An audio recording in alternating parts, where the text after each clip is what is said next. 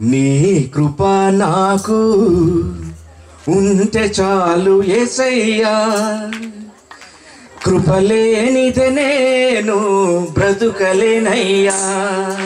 నీ కృప నాకు ఉంటే చాలు యేసయ్యా, కృపలేనిదే నేను బ్రతుకలేనయ్యా. ఆమేన్ ఆమేన్ హల్లెలూయా యేసయ్యా, నీ కృపయే నాకు చాలయా. గ్లోరీ ఆమేన్ ఆమేన్ హల్లెలూయా యేసయ్యా, నీ కృపయే నాకు చాలయా. అందరూ నాతో పాటు ఆమేన్ ఆమేన్ హల్లెలూయా అని చెప్పండి. ఇది నేర్చుకోండి, ఇది మీకు ఇచ్చి వెళ్ళిపోతాను నేను. హల్లెలూయా.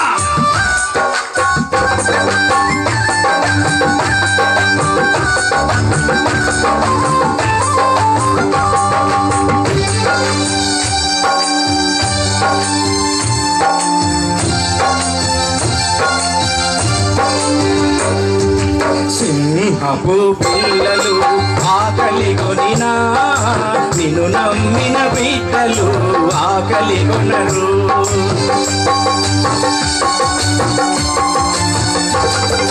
సింహపు పిల్లలు ఆకలి కొనినా, నిన్ను నమ్మిన బిడ్డలు ఆకలి కొనరు. జీవహారం నీవే నా యేసయ్యా, జీవజల పూట నీవే మెస్సయ్యా. జీవహారం నీవే నా యేసయ్యా, జీవజల పూట నీవే మెస్సయ్యా. ఆమేన్ ఆమేన్ హల్లెలూయా యేసయ్యా, నీ కృపయే నాకు చాలయా. ఆమేన్ ఆమేన్ హల్లెలూయా యేసయ్యా. మన ప్రభువైన యేసుక్రీస్తు నామంలో నూతన సంవత్సరంలోకి అడుగుపెట్టిన మనమందరికీ దేవుని యొక్క ప్రత్యేకమైన కృపా కాపుదల భద్రత తోడయుండి నడిపించునుగాక. మీ అందరికీ శుభములు వందనములు. ఈరోజు కొత్త సంవత్సరంలో ఒక కొత్త నూతన మెసేజ్ని మీకు తీసుకురావాలని ఆశపడుతున్నాను. దేవుడి యొక్క వాక్యంలో నుంచి ద్వితీయోపదేశ కాండం 11వ అధ్యాయం 12వ వచనంలో ఈ విధంగా రాసుందండి. అది ఆకాశ వర్ష జలములను త్రాగును, అది నీ దేవుడైన యెహోవా లక్ష్యపెట్టు దేశము. నీ దేవుడైన యెహోవా కన్నులు సంవత్సరాది మొదలుకొని సంవత్సరాంతం వరకు ఎల్లప్పుడూ దాని మీద ఉండును అని చెప్పేసి దేవుడు ఈ వాక్య భాగాల్లో చెప్పాడు. మనం కొత్త సంవత్సరంలోకి అడుగుపెట్టిన మనకి సంవత్సరం మొదలుకొని సంవత్సరాంతం వరకు వాగ్దత్త దేశమైన నీ జీవితంలో దేవుని యొక్క కన్ను దృష్టి ఎప్పుడు ఉంటుందంట. ఇప్పుడు మనకి వాగ్దత్త దేశం ఏది చెప్పండి? మనకి ఆత్మ సంబంధమైన కానాను కాదు, ఇశ్రాయేలీయుల కానాను దేశం. అయితే వారు వాగ్దాన దేశంలోకి నడిపించబడ్డారు. పాలు తేనెలు ప్రవహించే దేశంలో వారు సస్యశ్యామలంగా ఎంతో ఫలాభివృద్ధి చెందారు. సరే, మనకి ఇప్పుడు వాగ్దత్త దేశం అనేది చెప్తే ఒకసారి ఆలోచించండి. నేను చెప్తున్నాను, మన వాగ్దత్త దేశము మన హృదయమే మన వాగ్దత్త దేశం. మన హృదయం కనుక కరెక్ట్గా ఉంటే ఆ హృదయాన్ని బట్టి దేవుడు ఎంత బ్లెస్సింగ్స్ ఇవ్వబోతున్నాడో ఇస్తాడనేది ఇక్కడ కూడా స్పష్టంగా రాసి పెట్టాడు. అది కూడా చదువుతాను. సంవత్సరాది మొదలుకొని సంవత్సరాంతం వరకు ఎల్లప్పుడూ దాని మీద ఆయన లక్ష్య పెడతాడు. అంటే నీ హృదయం మీద దేవుడు లక్ష్యం ఉంచుతాడు. నీ హృదయం నిండిన దాన్ని బట్టి నోరు పలుకుద్ది అని రాస్తుంది. అయితే మనము మన హృదయంని దేవుడికి ఆలయంగా ఇచ్చేసినాము. ఆ ఆలయంలో దేవుడే నివాసం చేస్తున్నాడు అని మనం నమ్మి విశ్వసించిన ఎడల దేవుడు ఎలాంటి బ్లెస్సింగ్స్ ఇస్తాడో ఒకసారి ద్వితీయోపదేశ కాండం 7వ అధ్యాయం 13-14 వచనాల్లో ఇట్లా రాసిందండి. దేవుడు ఎంత చక్కగా చెప్పాడు అంటే, మన హృదయాన్ని దేవుడు లక్ష్య పెట్టినప్పుడు మన మీదకి వచ్చే ప్రత్యేకమైన దీవెన ఆశీర్వాదం ఏంటి అని అంటే ఇక్కడ రాసిందండి. నిన్ను ప్రేమించి ఆశీర్వదించి అభివృద్ధి చేసి నీకిచ్చేదనని నీ పితరులతో ప్రమాణం చేసిన దేశంలో నీ గర్భఫలమును, నీ భూఫలమును, నీ సస్యమును, నీ ద్రాక్షారసమును, నీ నూనెను, నీ పశువుల మందలను, నీ గొర్రెల మందలను, మేకల మందలను దీవించును. సమస్త జనముల కంటే ఎక్కువగా నీవు ఆశీర్వదించబడుదువు. నీలో మగవానికి కానీ ఆడదానికి కానీ గొడ్డుతనం ఉండదు, నీ పశువుల్లోనైనను ఉండదు. యెహోవా నీ యొద్ద నుండి సర్వ రోగములను తొలగించి వాటిని కఠినమైన క్షయ వ్యాధులన్నిటినీ నీకు దూరపరచును. ఇదండి వాగ్దానం చేస్తున్నాడు. మన హృదయం కనుక యేసయ్యతో మమేకమైపోయి ఆయన ఆ వాక్యంతో అంటుకట్టబడి ఉన్నట్లయితే ఈ కొత్త సంవత్సరం 2013 మొదటి వారం నుంచి డిసెంబర్ మళ్ళీ చివరి వారం వరకు దేవుని యొక్క వాగ్దానాలన్నీ కూడా అవును ఆమెన్ అన్నట్లుగా స్పెసిఫిక్గా ఇక్కడ స్పష్టం చేయబడి ఉన్నాయి. మీరు ప్రతిరోజు ఈ వాగ్దానాల్ని యేసయ్య దగ్గర పెట్టి, దేవా నా హృదయం నీ ఎదుట బహుధైర్యంగా ఉంది, నా హృదయము నా మీద ఏ దోషారోపణ చేయట్లేదు, నేను నీతో సమాధాన పడి ఉన్నాను, కాబట్టి ఈ వాగ్దానాలన్నీ ఈ జనవరి నుంచి డిసెంబర్ వరకు 2013లో అక్షరాల నేను అనుభవించాలి. అంతేకాదు ఇట్లా చెప్పాలి, సమస్త జనముల కంటే ఎక్కువగా నువ్వు నన్ను ఆశీర్దిస్తావు, నేను ఆశీర్దించబడి ఉంటాను. ఎక్కువగా ఆశీర్వాదం గురించి మాట్లాడుతూ ఉంటారని అనుకుంటారేమో, కానీ రక్షణ ఆనందము, ఆశీర్వాదము, ఆరోగ్యము అనేవి కూడా దేవుడే ఇట్లా రాసి పెట్టాడు వాగ్దానాలన్నింటిలో కూడా. ఎప్పుడు ఎదుటి మనిషికి ఎప్పుడు ఆనందం సంతోషం కలుగుతుంది అంటే దేవుడు ఆ మాటను కూడా రాసి పెట్టాడండి. అది 8వ అధ్యాయం 10వ వచనంలో ఇట్లా రాస్తుందండి, నీవు తిని తృప్తి పొంది నీ దేవుడైన యెహోవా నీకిచ్చిన మంచి దేశమును బట్టి ఆయనను స్తుతింపవలెను. మొదటగా ఏం చెప్పాడు దేవుడు? మీరు స్తుతించిన తర్వాత తినండి అని చెప్పలా, మీరు తిని తృప్తి పొందిన తరువాత నీ దేవుడైన యెహోవా నీకిచ్చిన మంచి దేశంను బట్టి స్తుతింపవలను. ఇదేనండి దేవుడు కోరుకుంటున్నాడు. దేవుడు ఇశ్రాయేలుకి కట్టడలు ఇచ్చినప్పుడు మీతో పాటు ఉన్న మీ దాసదాసీలు, మీ పరదేశీలు, మీ దగ్గర పనిచేసేవారు అందరూ కూడా సంతోషంగా యెహోవా మందిరం దగ్గరికి వచ్చి వారు తృప్తిగా తినిన తరువాత నీ దేవుడైన యెహోవాను స్తుతింపవలెను అని రాశాడండి. హల్లెలూయా.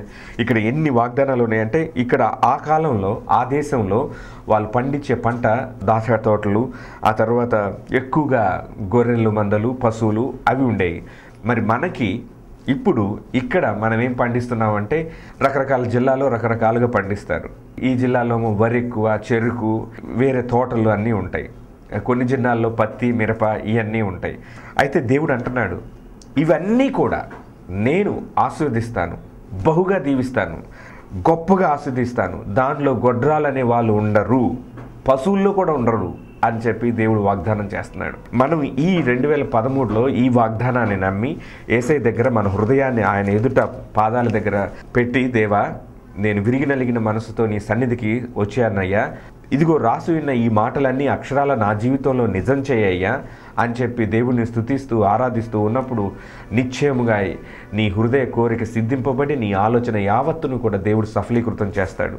అంతేకాదు హబక్కూకు రాసిన గ్రంథం 3వ అధ్యాయం 2వ వచనంలో ఈ విధంగా రాస్తున్నాడు, యెహోవా నిన్ను గూర్చిన వార్త విని నేను భయపడుచున్నాను. యెహోవా సంవత్సరములు గడుచు ఉండగా నీ కార్యములు నూతనపరచుము, సంవత్సరములు జరుగుచూ ఉండగా దానిని తెలియచేయము, కోపించుచునే వాత్సల్యమును జ్ఞాపనకు తెచ్చుకొనుము అని చెప్తున్నాడు. మనము యేసయ్య కోపానికి ఎందుకు గురి అవ్వాలి? అసలు ఆయన కోపానికే మనం గురి కాకుండా ఉంటే ఎప్పుడు సంతోషించి హర్షించి దేవుడి సన్నిధిలో ఆనందించవచ్చు కదా. దేవుడికి కోపం వచ్చే పనులు చేయకుండా ఉంటే బాగుండు కదా. అప్పుడు ఆయన చెయ్యాలనుకున్న నూతన కార్యాలు, నూతన క్రియలు ఏవైతే ఉన్నాయో అవి మన జీవితంలో డైరెక్ట్గా చేస్తాడు కదా.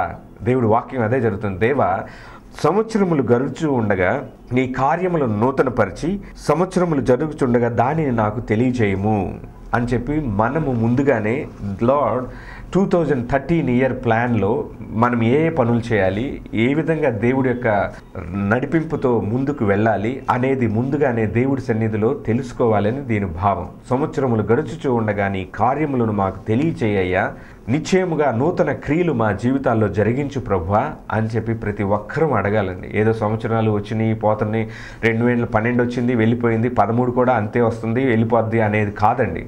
మొదట దేవుడి వాక్యంలో ఒక మాట ఉంటుంది, ఎక్కడ దర్శనం లేదో అక్కడ జనులు నశించిపోతారు అని రాసింది. మనకైతే దర్శనం ఉంది కాబట్టి మనం ఆ దర్శనానికి ఎలాగా ముందుకు వెళ్ళాలి అనే దృక్పథంతో దేవుని యొక్క ఫేవర్ కోసం అడుగుతూ దానికోసం కనిపెడుతూ ఉన్నప్పుడు దేవుడు మనల్ని మొర ఆలకిస్తాడు, మనల్ని నిశ్చయముగా దీవిస్తాడు. అంతేకాదు దేవుడు ఏం చెప్పాడంటే ఇక్కడ 11వ అధ్యాయంలోనే ద్వితీయోపదేశకాండంలో ఈ విధంగా రాసి చెప్పాడు, ఈ దేశము నాకు వర్షము అనగా తొలకరి వానను కడవరి వానను దాని కాలములను కురిపించేదను, అందువలన నీవు నీ ధాన్యమును నీ ద్రాక్షారసమును నీ నూనెను కూర్చుకొందువు, మరియు నీవు తిని తృప్తి పొందినట్లు నీ పశువుల కొరకు నీ చేల యందు గడ్డి మొలిపించేదను. దేవుడి ఈ మాటలు చెప్పాడు. అంటే మనకి ఈ సంవత్సరం అంతా బాగా కలిసి రావాలండి, ఈ సంవత్సరం పంటలు తొలకరిలో వర్షాలు ఉండాలి, నీళ్లు లేక ఈ సంవత్సరం పంట వేయలేకపోయామండి, ఆ వంతున వరి అంతే వదిలిపెట్టామండి, ఎందుకంటే కాలువలు వదలలేదండి, అందువలన పంట కూడా వేయలేకపోయాము, పండిన పంట కూడా గిట్టుబాటు లేదండి, సమస్యలు ఎక్కువైపోతున్నాయండి, వ్యవసాయం అంతా చాలా కఠినంగా ఉందండి, చాలా దారుణంగా ఉంది, కూలీ రేట్లు పెరిగిపోయినాయి, మిగిలేది ఏం మిగలట్లేదండి అని బాధపడే రైతులు చాలామంది ఉన్నారు. అయితే వారందరికీ దేవుడు చెప్తున్న శుభవార్త ఇదిగో వినండి. మీరు కనుక మీ హృదయము దేవుడి వైపు త్రిప్పినట్లయితే దేవుడు చెప్పిన వాగ్దానం ఏంటి అంటే, నేను తొలకరిలోను కడవరి వానను దాని కాలముల్లో కురిపిస్తాను, అందువల్ల నీ ధాన్యము నువ్వు వేసిన నీ పంటలు అన్నీ కూడా సమకూర్చి జరిగించుకుంటబడతాయి, నువ్వు దాని గురించి బాధపడక్కర్లేదు. ఈ మాయదారి తుఫాన్ ఎందుకు వచ్చిందో అండి, పంట చేతికి వచ్చింది, ఇంకా 2 కుప్పలేస్తేసి నూరిపుచ్చుకోవటమేనండి, ఇంటికి తెచ్చుకోవటమే ధాన్యం, ఆ లోపల ఒక ఉప్పెన్లాగా వచ్చేసి తుఫాన్ అంతా మా పంటని కొట్టుకుపోయేసేసిందండి, పెట్టుబడి పెట్టాము, పెట్టుబడి కూడా రాలేదండి, చాలా కష్టంగా ఉందండి అని చెప్పుకొని బాధలు పడుతూ ఇక మా జీవితంలో ఎప్పుడు అప్పు బాధలు, ఎంత కష్టపడినా మా జీవితంలో మధ్య దళారులు వచ్చి బ్రోకర్లు వచ్చి దాన్ని కొట్టుకుపోతున్నారు తప్ప ఇక మాకు మిగలట్లేదు, మేము మా పిల్లల్ని ఆస్తికర్తలుగా చేయలేకపోతున్నామని బాధపడే దేవుని బిడ్డలారా, ఇదిగో దేవుడు వాగ్దానం ఇక్కడ ఉంది. మన హృదయం యెహోవా వైపు త్రిప్పి ఆయన ఆలోచనలతో నడుచుకున్నట్లయితే దేవుడు చెప్పిన వాగ్దానాన్ని ప్రకారం ఈ సంవత్సరం ఆరంభం నుంచి సంవత్సరం అంతం వరకు ఈ వాగ్దానాలతో ముందుకు వెళ్దాం. అది దేవుడు మనకి ప్రోత్సహిస్తూ పురుకొల్పుతున్న మాటలు. తొలకరిలోను కడవరిలోను ఆయా కాలములలో వర్షాలు నేను కుమ్మరిస్తాను, ఉప్పెనలాగా వచ్చి నీకున్నదంతా కొట్టుకుపోయి నువ్వు అప్పులు పాలవటానికి వీల్లేదు. దేవుడు చెప్పాడు, నీకు కలిగిన ఈ సమస్తాన్ని నేను ఆస్వాదిస్తాను, సమస్తానికి నేను కంచె వేస్తాను, అది దుష్టుడు ఏమాత్రం తీసుకెళ్ళడు అని చెప్పాడు. అంతేకాదు ఇక మరి వ్యాపారాలు తర్వాత ఉద్యోగాలు చేసే వాళ్ళకి వాళ్ళ పరిస్థితుల్లో కూడా ఏంటి అంటే, ఉద్యోగాలు చేసే వాళ్ళకి మంచి క్రియేటివ్ నాలెడ్జ్ని దేవుడు అనుగ్రహిస్తాడు. వ్యాపారాలు చేసే వాళ్ళకి మంచి మంచి ఆర్డర్స్ వచ్చి మంచిగా ఎవరు మోసం చేయకోకుండా నీవు మోసపడిపోకుండా దేవుడు నీకు మంచి తెలివితేటలు ఇచ్చి చురుకుదనాన్ని ఇచ్చి ఏది ఎప్పుడు ఎలా జరిగించుకోవాలో ఆ విధమైన జ్ఞానంతో దేవుడు నిన్ను నడిపిస్తాడు. మరి మేము చదువుకుంటున్నామండి, మరి మాకు మంచి సీట్ రావాలి, మంచి కాలేజీలో జాయిన్ అవ్వాలి, ఆ తర్వాత మా భవిష్యత్ అంతా ఇంజనీరో డాక్టరో ఏదో అవుతాము అని చెప్పి అలా ఎదురు చూసే వాళ్ళు ఉంటారు. కానీ దేవుడి సన్నిధిలో ఒకటే, గొప్ప వాటిని ఎదురు చూడండి, గొప్పగా దేవుడి కొరకు నిలబడండి, దేవుడి యొక్క రక్షణానందాన్ని మీరు అనుభవించండి. ప్రతిరోజు ఎప్పుడు యేసయ్య తలంపులతోనే మీరు లెగవండి. అంతేకాదు ఇక్కడ దేవుడు ఈ మాటలు చెప్పాడు. ఈ మాటలు చెప్పడానికి నాకు ఎంతో ఇష్టం. ద్వితీయోపదేశకాండం 11వ అధ్యాయం 18వ వచనం నుంచి 20వ వచనం వరకు ఈ విధంగా రాసింది. కాబట్టి మీరు ఈ నా మాటలు మీ హృదయంలోను మీ మనసులోను ఉంచుకొని వాటిని మీ చేతుల మీద సూచనలుగా కట్టుకొనవలెను, అవి మీ కన్నుల నడుమ బాసికం వలె ఉండవలెను. నీవు నీ ఇంట కూర్చుండినప్పుడు, త్రోవను నడుచున్నప్పుడు, పండుకున్నప్పుడు, లేచినప్పుడు వాటిని గురించి మాట్లాడుచు వాటిని మీ పిల్లలకు నేర్పి నీ ఇంటి ద్వారబంధముల మీద నీ గౌనముల మీద వాటిని వ్రాయవలెను. హల్లెలూయా. ఇక్కడ ఎంత స్పష్టంగా చెప్పాడు. కూర్చున్నా, నుంచున్నా, పడుకున్నా, లేచినా ఈ మాటలే నీ పిల్లలతో మాట్లాడాలి, వారికి ఇవి నేర్పించాలి. అవి మన ఇంటి మంచిగా ఈ సీనరీస్ పెట్టుకుంటారు. అయితే మనం దేవుడి వాక్యాన్ని పెట్టుకోవాలి. ఎప్పుడు ఎలా పెట్టుకోవాలి అంటే, ఇదిగో ఇక్కడ రాసి పెట్టాడు, నేను నా దేవుడైన యెహోవా యందు నేను ఆనందిస్తాను, ఆయన నన్ను శోభాతిశయంగా నియమిస్తాడు, తరతరములకు నేను ఆశీర్వాదపు కర్తగా ఉండునట్లు దేవుడు నన్ను నియమిస్తాడు అని చెప్పి పెద్ద కలర్ఫుల్ బ్యానర్తో మీ ఇంట్లో పెట్టుకోండి. దేవుడు దాన్ని నిశ్చయంగా జరిగిస్తాడు. అంతేకాదు ఇదే అధ్యాయం 6వ అధ్యాయంలో కొన్ని మాటలు దేవుడు ఎంత స్పష్టంగా చెప్పాడంటే, మీ పిల్లలతో ఎలా బిహేవ్ చేయాలో ఈ విధంగా చేసిన వాళ్ళకి దేవుడు సమకూర్చి ఆస్తిపాస్తులు ఏంటో స్పష్టంగా రాసి పెట్టాడు. అందుకని 6వ అధ్యాయం 4వ వచనంలో ఇలా రాసింది, నీ దేవుడైన యెహోవా అద్వితీయుడగు దేవుడు, నీ పూర్ణ హృదయంతోనూ నీ పూర్ణ ఆత్మతోనూ నీ పూర్ణ శక్తితోనూ నీ దేవుడైన యెహోవాను ప్రేమింపవలెను. నేడు నీకు ఆజ్ఞాపించి ఈ మాటలు నీ హృదయంలో ఉండవలెను. నీవు నీ కుమారులకు వాటిని అభ్యసింపజేసి నీ ఇంట కూర్చుండినప్పుడును, త్రోవను నడుచున్నప్పుడు, పండుకున్నప్పుడును, లేచినప్పుడును వాటిని గురించి మాట్లాడవలెను. సూచనగా వాటిని నీ చేతికి కట్టుకొనవలెను. అవి నీ కన్నుల నడుమ బాసికం వలె ఉండవలను. నీ ఇంటి ద్వారబంధముల మీద నీ గౌనుల మీద వాటిని వ్రాయవలెను. హల్లెలూయా. ఈ రోజుల్లో చాలా మంది పిల్లలు తల్లిదండ్రుల మాటలు వినే స్థితిలో లేరు. మాట్లాడితే ఏదో ఒక కార్టూన్ నెట్వర్క్లో లేకపోతే అలా చెప్పుకుంటూ సినిమా స్టోరీలో ఇలా చెప్పుకుంటూ వెళ్ళిపోతున్నారు. కానీ మన దేవుడైన యెహోవా ఇశ్రాయేలు ఇశ్రాయేలీయులకి ఎటువంటి గొప్ప కార్యములు చేశాడో, భీకర కార్యములు చేసి ఈ విధంగా నడిపించాడు అనే సాక్ష్యాలను మీ పిల్లలకు వాటిని బోధింపవలెను అని చెప్పి రాశారు. ఎంతమంది ఆ మాటలు వినే స్థితిలో మన వారి పిల్లలు ఉన్నారండి? దేవుడికి చెప్పిన మాటల్ని మన పిల్లలకి బోధించాలి. వారికి దేవుడు చెప్పిన ఈ ఆజ్ఞలను వారు నుంచున్నా, కూర్చున్నా, లేచినా, పండుకున్నా ఈ మాటల గురించే మాట్లాడవలను. నేను చిన్నప్పుడు ఇలాగే మాట్లాడుతూ ఉన్నప్పుడు మా మేనగోడళ్ళు, మా మేనల్లు అనేవాళ్ళు ఏం పేరు పెట్టారంటే హల్లెలూయా మామయ్య అని చెప్పి పిలుస్తూ ఉంటారు. ఎందుకంటే మామయ్య మాట్లాడితే దేవుడు చెప్తాడు, మాట్లాడితే ఆ విషయాలే బోధిస్తాడు, అసలు ఇంకేం మాట్లాడేంటి అని చెప్పి అనుకున్నారు. ఇప్పుడు అమెరికాలో ఉద్యోగాలు చేస్తున్నారు. ఏంటి అని అంటే నేను అప్పుడు చెప్తా ఉంటాను, నేను అదవుతా, నేను ఇదవుతా, చూస్తూ ఉండు. ఇంకా ఇప్పుడు మామయ్య అనుకున్నవి చిన్నప్పుడు చెప్పి నేను మేము చూసేది అంటే ఉండండి, వెయిట్ చేయండి, తప్పకుండా ఏది ఒక్కడు కూడా దేవుడు మీకు ఏది చెప్పానో అన్ని సమస్తం చేస్తాడు. దానికి చేసినప్పుడు మీరే విట్నెస్. చిన్నప్పుడు మా మామ ఇట్లా చెప్పేవాడు, ఇప్పుడు అట్లాగే అయ్యాడు అని చెప్పి అనుకుంటారు అని చెప్తూ ఉంటాను. దేవుడు కూడా ఆఫ్టర్ ఆల్ నరులమైన మనమే దేవుడిని ఆధారం చేసుకొని దేవుడు ఇట్లా చేస్తాడు, అలా చేస్తాడు, మనం ఎట్లా ఉండాలి, ఆ విధంగా ఉండాలి, దేవుడికి ఇష్టమైనట్టుగా ఉండాలి, ఎప్పుడు దేవుడిని పోలికలో మనం నడుచుకోవాలి అని కనుక మన పిల్లలకి ట్రైన్ చేస్తే మన పిల్లలు కూడా మనలాగే అవుతారు. అంతేగాని మన పిల్లలు మనల్ని వాచ్ చేస్తున్నారు, మన హావభావాలు వాళ్ళు చూస్తున్నారు, మన ఫీలింగ్స్, ఎమోషన్స్ వారు గమనిస్తూ ఉంటారు. కాబట్టి మనం ఇందులోనే బతకాలి, ఇట్లాగే ఉండాలి అని అనుకున్నాం అనుకో, వాళ్ళు పేదరికపు ఆలోచనలు వారి మనసుల్లో విత్తనాలుగా విత్తబడతాయి. అలా కాకుండా దేవుడి మీద ఆధారపడితే అమ్మ దేవుడు చేస్తాడు, దేవుడు నడిపిస్తాడు, దేవుడు ప్రోత్సహిస్తాడు, దేవుడు సహాయం చేస్తాడు, కేవలం దేవుడి కృప వల్లనే మనం పెద్ద పెద్ద పొజిషన్లకి వెళ్తాం, దేవుడి కృప అందిస్తాడు. మీకు కూడా మీ చదువుల్లోనూ, మీ ఉద్యోగాల్లోనూ, మీ భవిష్యత్తులోనూ నిశ్చయముగా దేవుడి కృప కావాలమ్మా అని చెప్పి ఈ మాటలు నిరీక్షణతో కూడుకున్న మాటలు, వారిని ప్రోత్సహించే మాటలుగా వారి మీదకి మీరు పలికినప్పుడు దేవుని యొక్క దివ్యమైన శక్తి మీరు పలికిన మాటల్లో నుంచి ఆయన కృప, ఆయన మహిమ వెల్లడవుతుంది. హల్లెలూయా. దేవుడు ఎంత ఇష్టపడతాడు అంటే ఎప్పుడు ఎల్లవేళలా మీకు ఇదే భాష, ఇంకొక భాష మాట్లాడరా అంటే మేము ఈ భాష తప్ప ఏ భాష మాట్లాడవు. మా హృదయ ధ్యానము, మా నోటి మాటలు ఆయన దృష్టికి ఎల్లవేళలా అంగీకారముగా ఉంటాయి. హల్లెలూయా. అవి తప్ప వేరే మాటలు మమ్మల్ని ప్రభావితం చేయలేవు.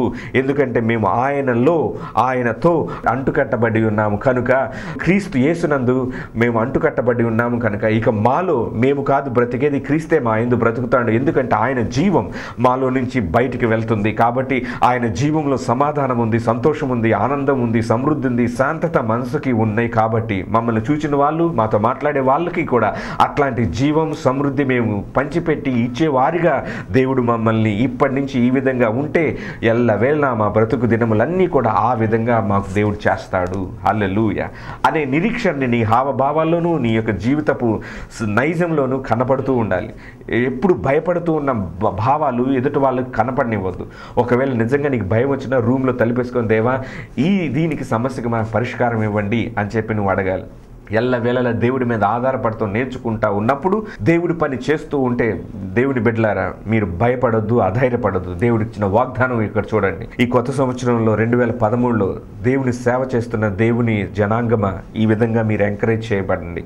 6:10లో ఈ విధంగా రాసుంది, నీ దేవుడైన యెహోవా నీ పితరులైన అబ్రహాము, ఇస్సాకు, యాకోబులతో చేసిన ప్రమాణం బట్టి నిన్ను ఆ దేశంలో ప్రవేశపెట్టి నీవు కట్టని గొప్పవగు మంచి పురములను, నీవు నింపని మంచి ద్రవ్యముల చేత నింపబడిన ఇండ్లను, నీవు త్రవ్వకపోయినను త్రవ్వబడిన బావులను, నీవు నాటని ద్రాక్ష తోటలను, ఒలీవ తోటలను నీకిచ్చిన తరువాత నీవు తిని తృప్తి పొంది ఉన్నప్పుడు. దేవుడు ఈ విధంగా చెప్తున్నాడు. అంటే మనము దేవుడి మీద ఆశ పెట్టుకుంటే మన కోసం వీటిని సిద్ధపరచడానికి లోకంలో ఉన్న మనుషులను అంతా కూడా మన కోసం సిద్ధపరిచి ఇస్తాడట. మనం దానికోసం ప్రయాసపడక్కర్లేదంట. మరి ఇంతగా దేవుడి యొక్క విశ్రాంతిలో మనల్ని రమ్మంటే మనం అయి చేయాలి, ఈ చేయాలని చెప్పి ఉన్నది కాస్త వదిలిపెట్టేసి లేని వాటి కోసం పరుగులెడుతూ మన సమయాన్ని అంతా వృధా చేసుకుంటాం. అలా కాదు. దేవుని వాక్యాన్ని వాక్యంగా బోధించినప్పుడు, దేవుని వాక్యపు వెలుగులో మనం ప్రకటించినప్పుడు మనకు కావలసిన సమస్త ఈవులు ఆయనకు తెలుసు కనుక ఈ వాగ్దానాన్ని అక్షరాల మన జీవితంలో దేవుడు నెరవేర్చడానికి మనం ముందుకు అడుగు వేయాలి. అప్పుడు దేవుడు ఈ వాగ్దానాన్ని నెరవేరుస్తాడు. నాకు కూడా దేవుడు అలాగే చేశాడు. నేను కట్టని ఇల్లుని దేవుడు నాకు కట్టిపెట్టి నాకు గిఫ్ట్గా ఇచ్చాడు. హల్లెలూయా. ఇంకా నేను మంచి ద్రవ్యముల చేత నువ్వు తృప్తిపరచబడతావు అంటే అవి దేవుడు నాకు కావలసిన డబ్బుని ఆయనే సమకూర్చి నాకు దేవుడు ఇస్తున్నాడు. అది దేవుడు, నేనేం కష్టపడలా అంత డబ్బు కావాలి అన్నదానికి, దేవుడే నాకు సమకూర్చిస్తున్నాడు. అంతేకాదు నాకు దేవుడిచ్చిన టెక్నాలజీ నాలెడ్జ్ ఏదైతే ఉందో అది నేను ఫ్రీగా ఎదుటి వాళ్ళకి పంచి ఉన్నప్పుడు వాళ్ళు ఆశ్చర్యచకితులై మేము కూడా నీ యొక్క ఫౌండేషన్లో మెంబర్స్గా ఉంటాము, మాకు ఆపర్చునిటీ ఇస్తారా అని అన్యజనులు వచ్చి నన్ను అడుగుతూ ఉన్నప్పుడు దేవుడు ఇదంతా నీదే దేవా, అన్యజనుల్ని నీవు పిలుస్తానని చెప్పావు, వాళ్ళని నువ్వే ఆకర్షించుకుంటున్నావు.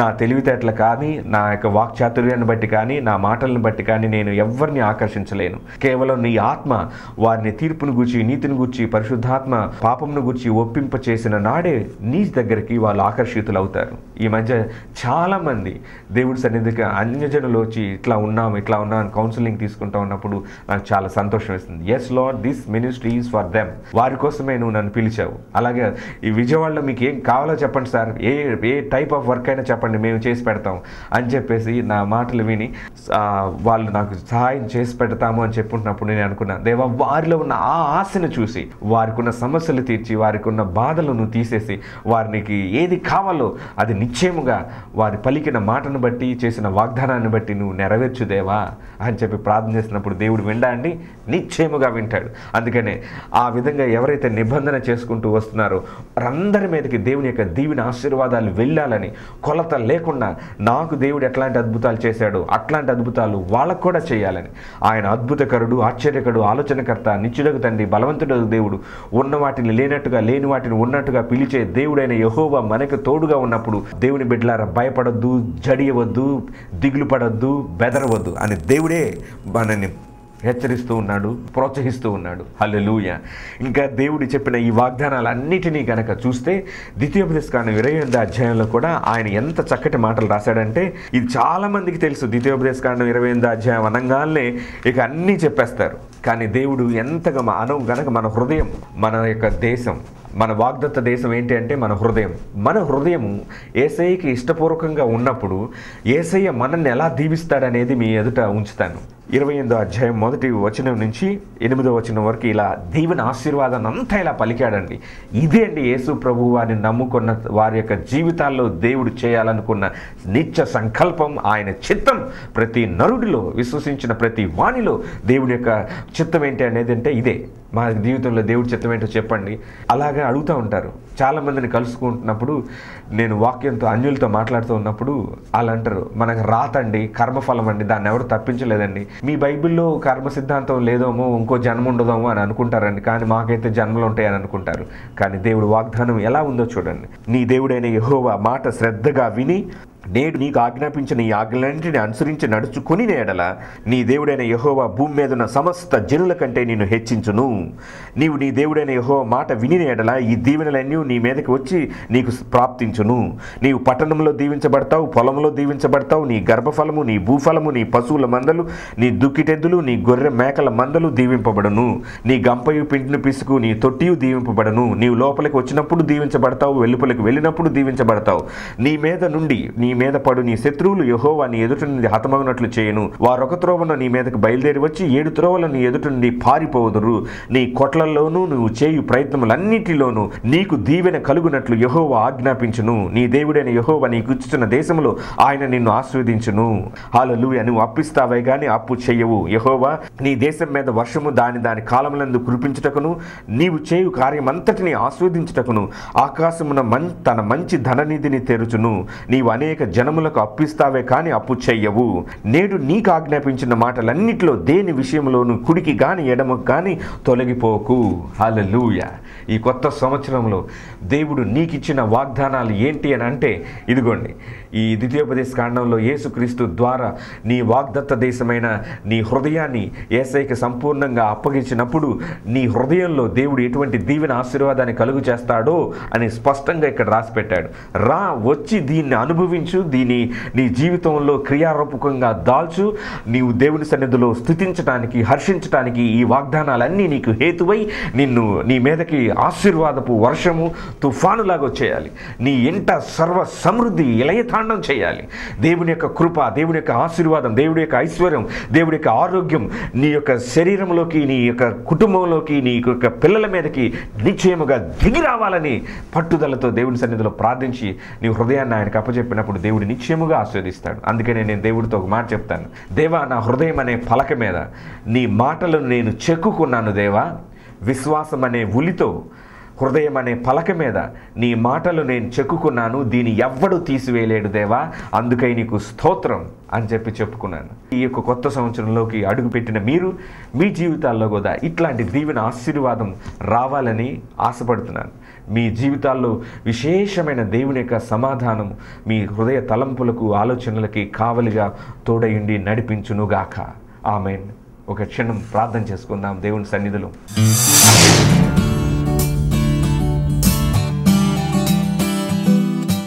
కృపా సత్య సంపూర్ణమైన తండ్రి, సృష్టికర్తమైన మా దేవ, ఈరోజు నువ్వు చెప్పిన ఈ వాగ్దానాలన్నిటిని బట్టి నీకు స్తోత్రము. సంవత్సరాది మొదలుకొని సంవత్సరాంతం వరకు యెహోవా కనుదృష్టి నాయనా మా మీద, మా హృదయాల మీద ఉంటుందని నిశ్చయముగా నువ్వు సెలవిస్తున్నావు. నీ మాటలకి కుడికి కానీ ఎడమ కానీ తొలగిపోకుండా ఏ మాటలైతే నాయనా మేము మాట్లాడుతూ ఉండాలో, లెగిచిన, కూర్చున్న, పండుకున్న, లెగిచిన ఈ మాటలే మాట్లాడుతూ ఉండవాలని చెప్పావు. అప్పుడు నాయనా అందరికంటే కూడా నీ మెండైన దీవెన ఆశీర్వాదాలు హెచ్చిస్తానని చెప్పావు. భూమి మీద ఉన్న ప్రజలు, సమస్త జనులందరికంటే కూడా నువ్వు గొప్పగా ఆశీర్దిస్తానని చెప్పావు. ఇట్టి దీవెన ఆశీర్వాదపు నాయన ఈ యొక్క వర్షం ఈ టీవీ ప్రోగ్రాం వింటూ నీ మాటలను విశ్వసిస్తూ నాయన వారి జీవితంలో నిన్ను ప్రథముడుగా, నాయకుడుగా ఉంచిన ప్రతి ఒక్క బిడ్డ యొక్క జీవితంలో అట్టి దీవెన ఆశీర్వాదాన్ని కుమ్మరించండి దేవా.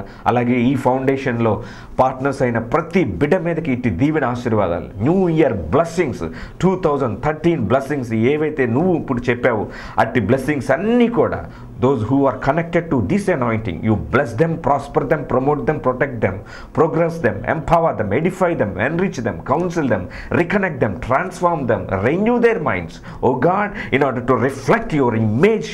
లార్డ్ గాడ్, నీకు వందనాలు, స్తోత్రాలు. నీ స్వారూప్యాన్ని వారు రిఫ్లెక్ట్ చేయగలగటానికి కావాల్సిన కృపను ప్రసాదించమని ఈ ప్రోగ్రాం విన్న ప్రతి బిడ్డ మీదకి నూతన సంవత్సరం యొక్క దీవెన ఆశీర్వాదాలు వారి మీదకి పంపించి వారిని బహుగా ఘనంగా వాడుకోమని, కొత్త సంవత్సరంలో నూతన క్రియలతో వారిని తృప్తిపరచమని ఈ కొద్ది ప్రార్థన నజరైన యేసు దివ్య నామని అడిగి వేడుకుంటూ ప్రార్థిస్తున్నాము తండ్రి.